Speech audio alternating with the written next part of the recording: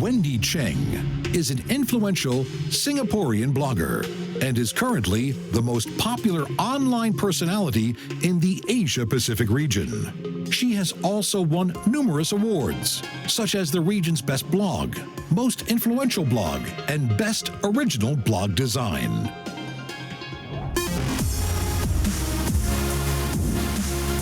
Ladies and gentlemen, please welcome to the stage, Wendy Cheng.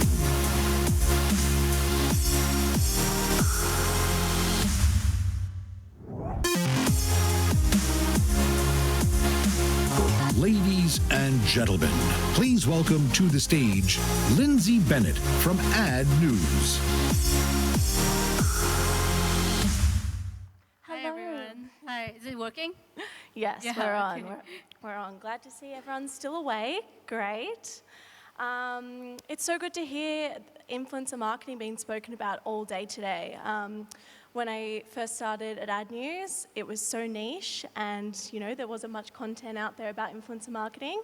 And now it's really exploded. Wendy, you've been doing this for a while. Yeah. So let me just kind of introduce myself to everyone. Sorry, I don't have a presentation going on. We're just going to do a little Q&A session here. So I am what you call an influencer. I don't really like that word, but because it brings to mind this like vapid female girl like just taking selfies all day long. And yeah, but I used to be a blogger. I started blogging when I was 18 years old in 2003. That was really, really long ago. I was one of the pioneers, I guess, of blogging then. Since then, I've been doing social media and blogging kind of as my full-time job. So in 2003, I started. In 2005, I started monetizing it. The first 2 years, I didn't earn any money from it. But subsequently, after that, it's been my job. So yeah. And you've worked with some big brands, L'Oreal, Disney. How have you seen those brand partnerships evolve since you first started out as a blogger? Yeah. It's definitely improved a lot over the years. And I think, you know what, I think I don't get enough gratitude from the new influencers because I had a really, really tough time in the start and they are really just enjoying it because like the old bloggers, like people like me, were like parting the way, and then we had to really go and beg clients back in the day. And well, I remember I would go approach clients and I say, hey, I'm a blogger, would you like to, and something simple, like a small thing, okay, like sponsor me my nails, and then they would be like, what is a blogger? Who are you? Like, you're not famous. I only know actresses and singers and stuff, and I'm not going to advertise on blogs. And slowly, the clients started to come in. They realized that, hey, it's a lot cheaper than traditional media, and it's a lot more effective. And over the last 5 years, I think that a lot of brands have begun to realize that their own brand's social media presence is very, very important as well. And in that sense, they would rather engage an influencer to kind of help that aspect of things rather than just like sales, because they realize that their image is important as well. And now you have brands approaching you instead of the other way Yeah, around. I don't approach brands and I don't beg people anymore. So people come and ask me, would you like to do an ad with me? So that has improved a lot over the years. And I think in 2003, I started blogging. I think in about 2007, some of the first agencies popped up.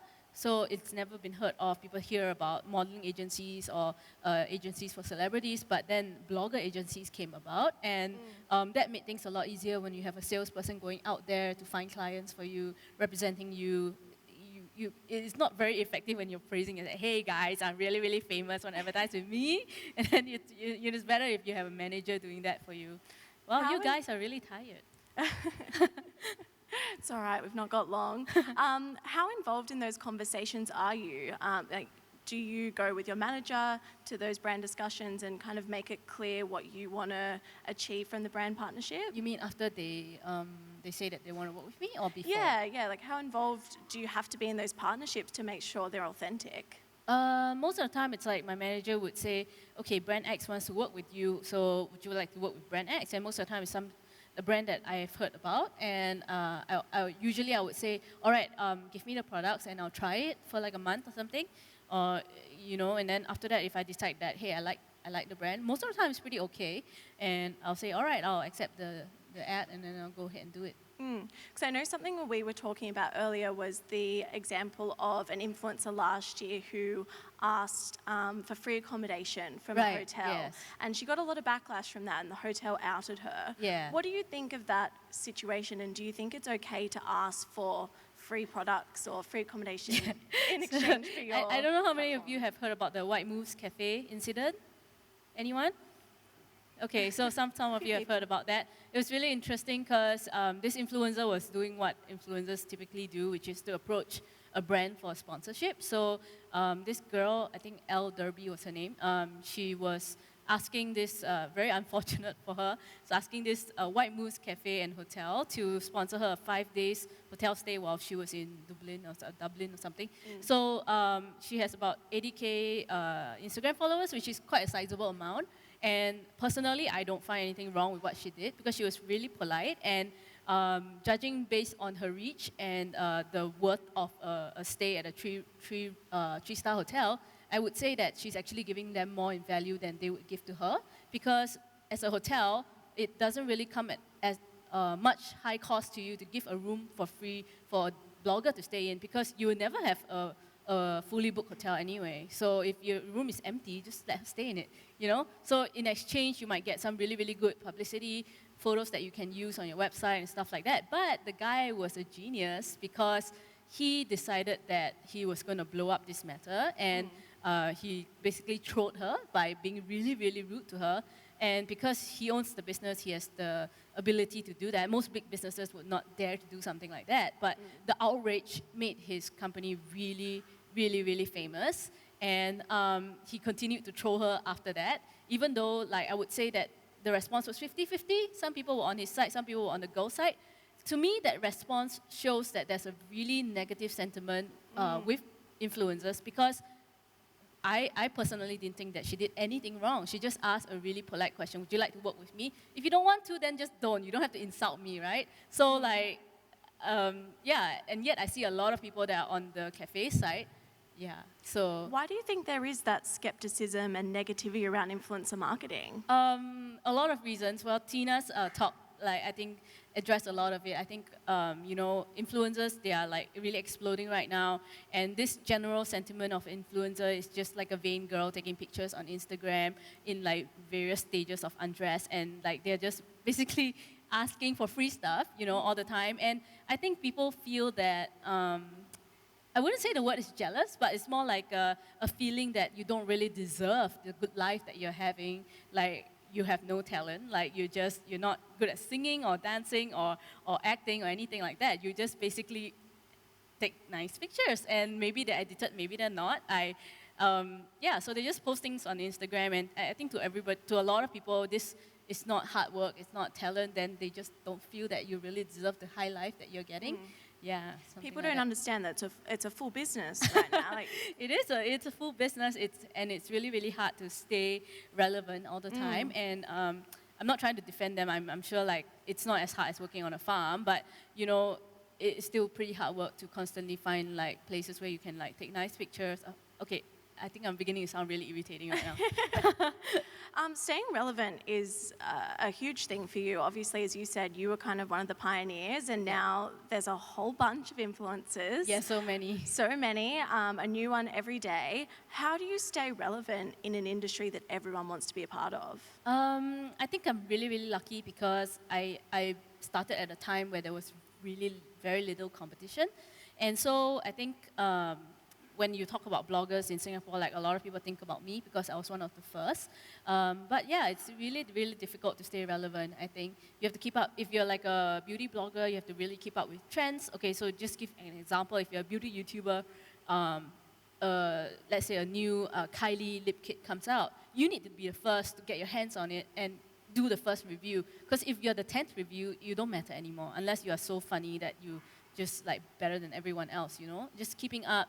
And I would say personally for myself, the way I stay relevant is not really so much of a deliberate thing, but just that I have very unfiltered opinions that sometimes can be a bit controversial.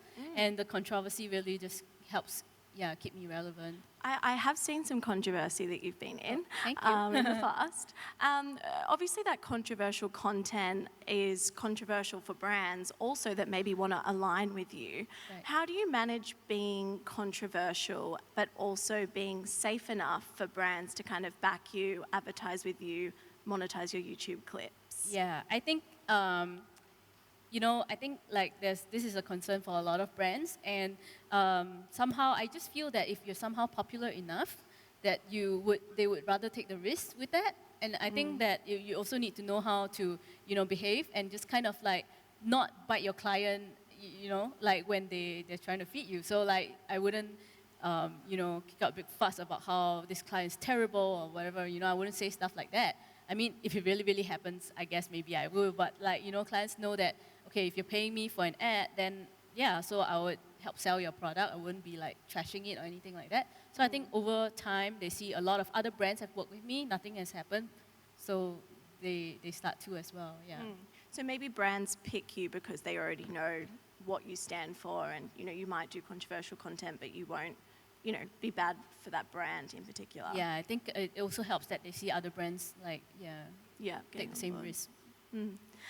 Something that you have been outspoken just recently was fraud, and I think Tina touched on that a lot. Yeah. And I know you said you had some thoughts on that, the bots and the fake followers, and just that whole Instagram world that's built on lies, I guess. Yeah, so I think a lot of clients are also like it's very frustrating for me, because like, when I see that like clients don't really do their research, and sometimes they just hire these people with fake followers that they obviously bought, and they just pay the same amount of money as if it were real, and it's just really, really frustrating. And I think clients really just need to do their homework. Sometimes it's like the agencies don't tell the clients as well, because they obviously want to earn money too. So it's really just up to the client to do your research. Yeah.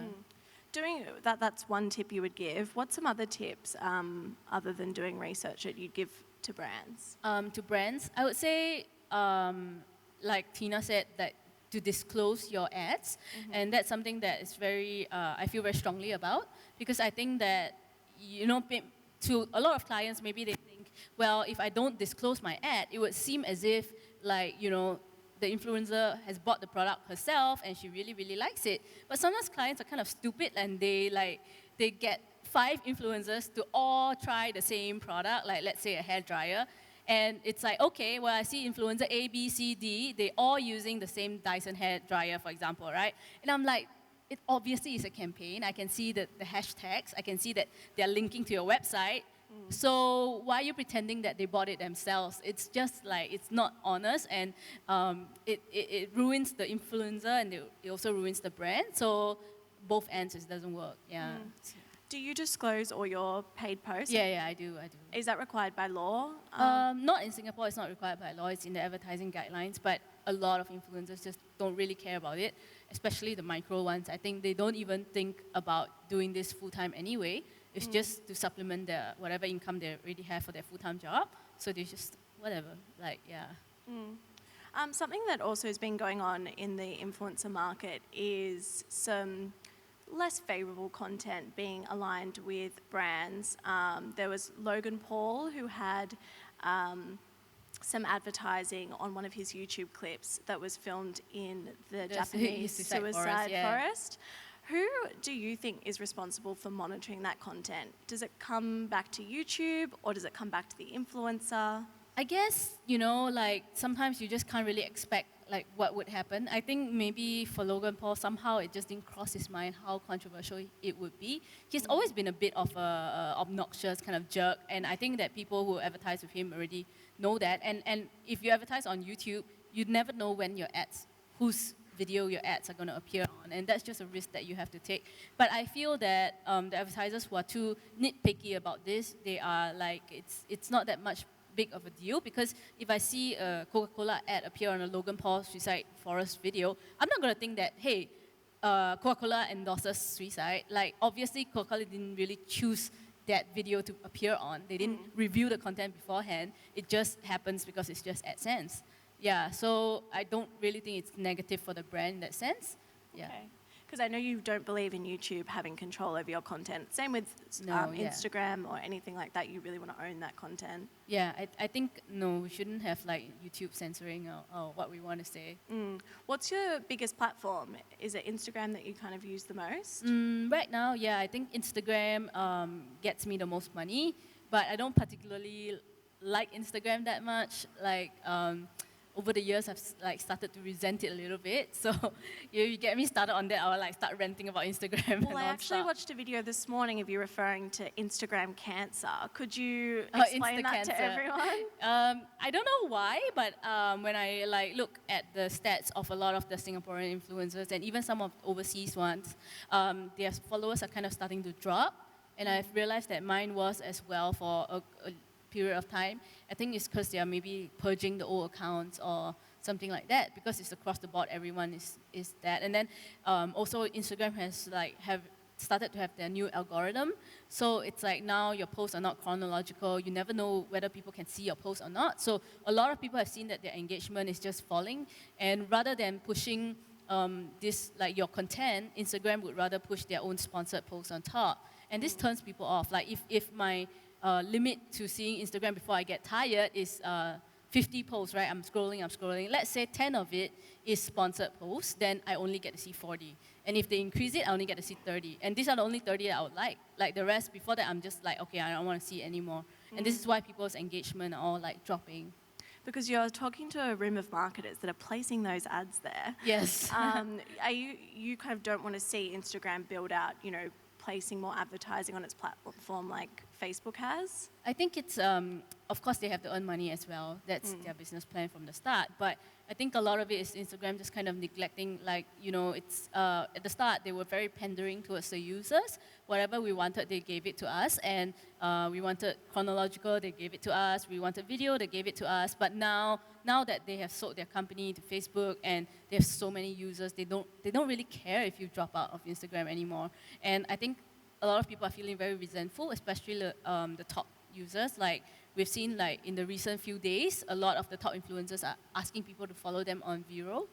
Yes, so I think people are just really, really irritated.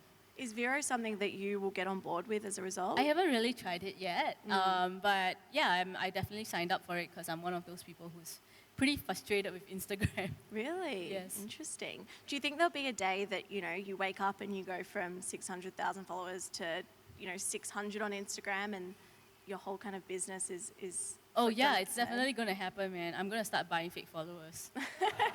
Maybe buy Bitcoin, I heard that. Yeah, I'll just buy enough to keep it afloat at like 600. Because I have 601K right now, and any time it's going to be like 599. Oh, no. So I actually planned a 599, a sub 600 party. You know how people hit like I hit 1 million, yay, party. And then mine is like, I hit below 600, yay. Maybe we can turn the after party into that tonight. Yeah. It happens tonight. Yeah, everyone unfollow me now. Oh, please don't. Do we have any questions from the crowd for Wendy? Only got a couple minutes before the panel. Anyone? Nobody? Come on, guys. I see one.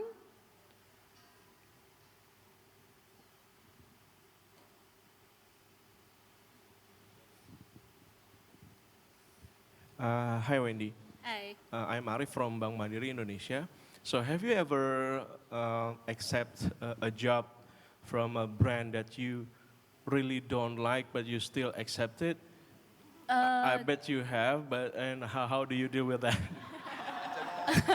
No, actually I haven't.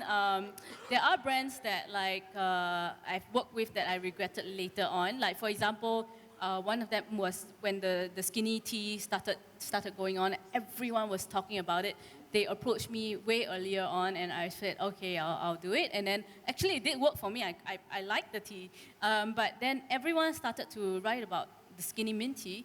And it just started to feel like very disingenuous, like I didn't want to be one of those girls doing it, And so I kind of regretted taking up the ad, and subsequently they wanted more ads, but I'm just like, no, you go find those yoga girls. So yeah, and then there are ads that don't really work out as well. So there was this one slimming company that wanted to do an ad for me, and then it was through some Chinese methods, baguan. I don't know if you guys know, it's like a cupping thing.